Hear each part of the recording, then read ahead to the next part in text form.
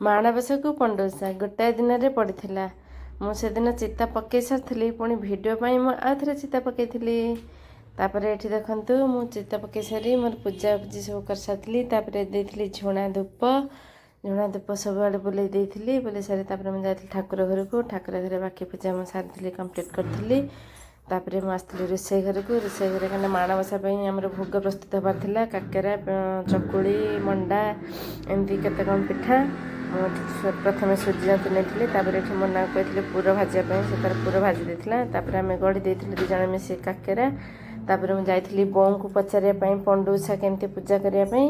ବୋଉ କହିଥିଲେ ଯେ ଚଉରା ପାଖରେ ପୂଜା କରିବା ପାଇଁ। ମୁଁ ତାହେଲେ ଆପଣ ଗାଧୋଇ ସାରନ୍ତୁ, ଗାଧୋଇ ସାରି ଆସିବେ ଟିକେ ପୂଜା କରିଦେବା ମିଶିକି। ବୋଉ ଗାଧୋଇ ପାଧୋଇ ଆସିଥିଲେ। ତାପରେ ଆମେ ଯାଇଥିଲୁ ଛାତ ଉପରକୁ। ଛାତ ଉପରେ ବୋଉଙ୍କ ନିର୍ଦ୍ଦେଶ କ୍ରମେ ମୁଁ ମୋର ସବୁ ପୂଜା କରିଥିଲି। ସେ ଯାହା ଯେମିତି କହିଥିଲେ ମୁଁ ସେମିତି ସବୁ କରିଦେଇଥିଲି ପୂଜା। ଏଥିରେ ବୋଉ ମୁହାଁ କଦଳୀ ପୂଜା କରନ୍ତି ବାସ୍ ଚଉରା ପାଖରେ। ବାସ୍ ମୁହାଁ କଦଳୀ ପୂଜା କରି ଧୂପ ଦୀପ ସବୁ ଦେଇକି ଆମେ ପୂଜା କରିଦେଇଥିଲୁ।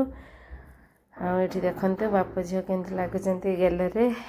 ଏଠି ଦେଖନ୍ତୁ ସେ ତାକୁ ମାରିଲେ ବୋଲି ଇଏ କେମିତି ତା ବାପାଙ୍କୁ ମାରିଛି, ଯେ ତାଙ୍କୁ କାହିଁକି ମୋ ଭଉଣୀକୁ କାହିଁକି ମାରିଲେ, ଏମିତି କିଛି ଥିଲା ତାଙ୍କର ଖେଳ।